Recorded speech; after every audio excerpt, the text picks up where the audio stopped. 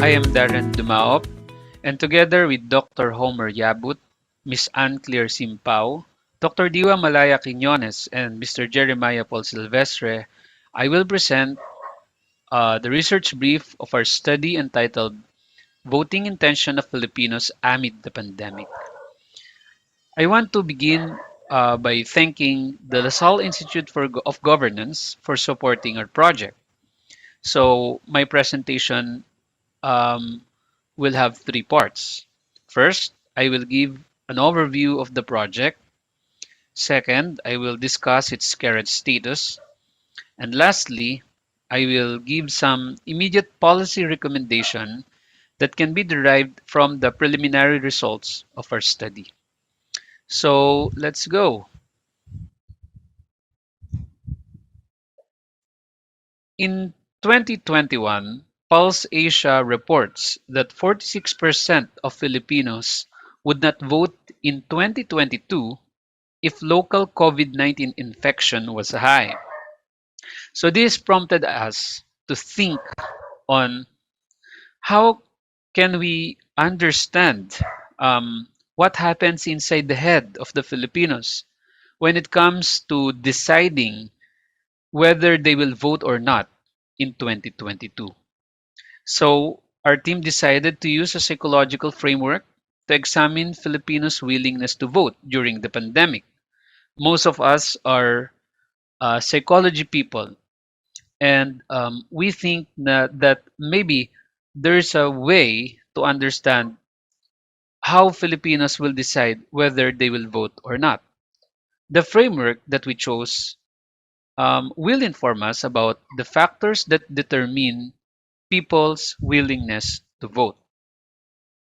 The theory that we chose was the theory of planned behavior by Eisen, and was originally proposed by Fishbane and Eisen in 1975.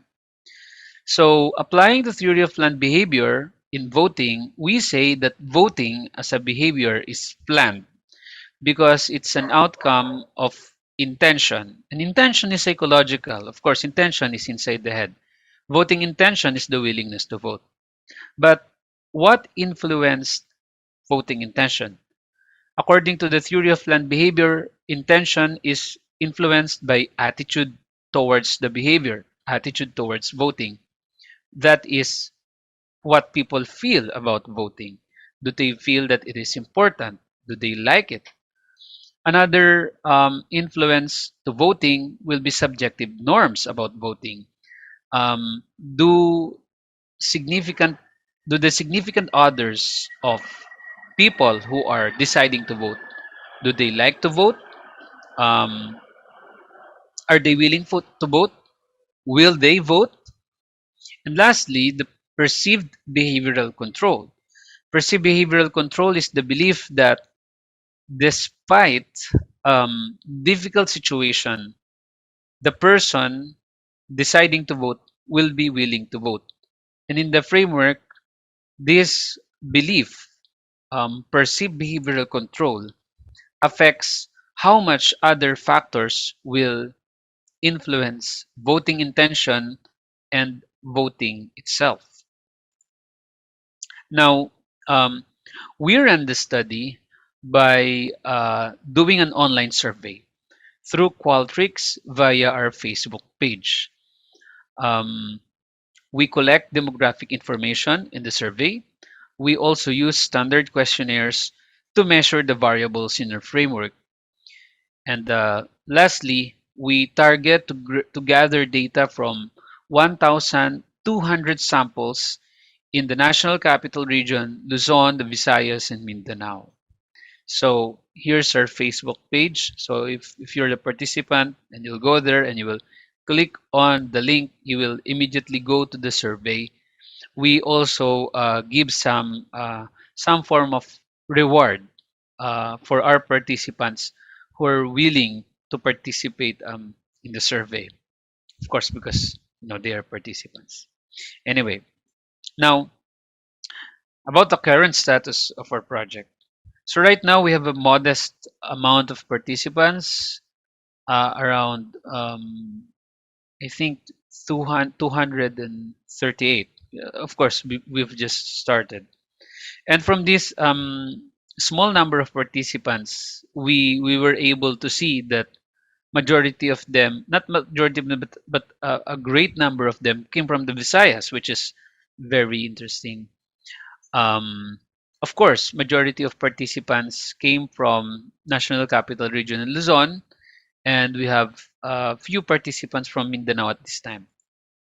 Also, this the preliminary result of our study came mostly from college or university level educational attainment.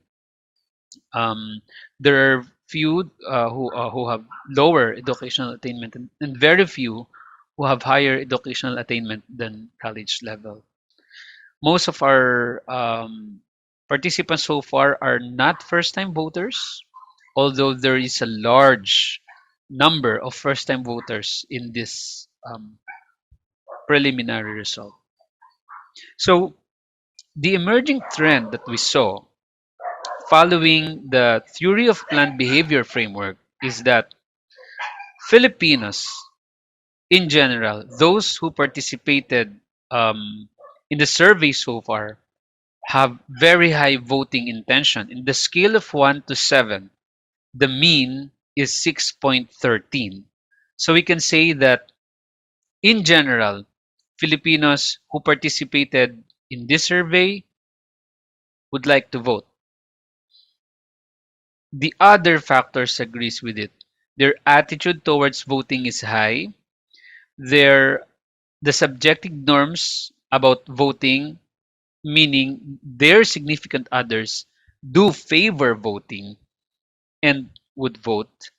And even the perceived behavioral control, the belief that they will be able to vote, is also high.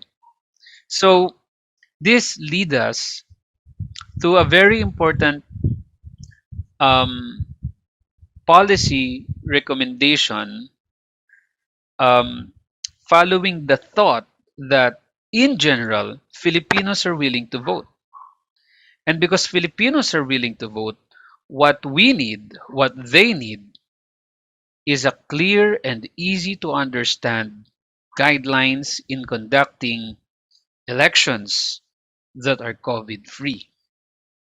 Now, we want to stress the fact that during the pandemic, 79 countries around the world opted to conduct elections, and out of 79, 42 of them postponed. Some countries increased COVID-19 infections after elections, like Belarus, Poland, Serbia, and their neighbor Singapore. On the other hand, and on the same note, some countries remained on the same COVID-19 infection trajectory after elections. And take note about South Korea. South Korea even had lower COVID-19 cases after elections. Some countries have even higher voter turnout during the pandemic, like Burundi, Slovenia, Togo, Zambia, and these countries are not rich countries and not Western countries like us. And perhaps we can think that there are already existing good examples and bad examples of making sure that elections will push through despite of the pandemic.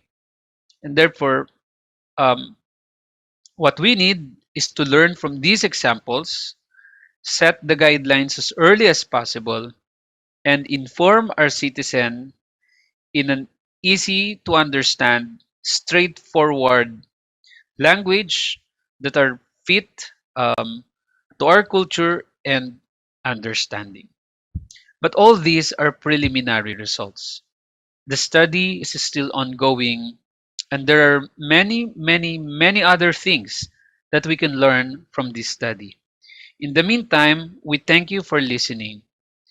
For more information about this study, do not hesitate to contact Dr. Homer Yabut at homer.yabut@dlsu.edu.ph. Once again, thank you very much.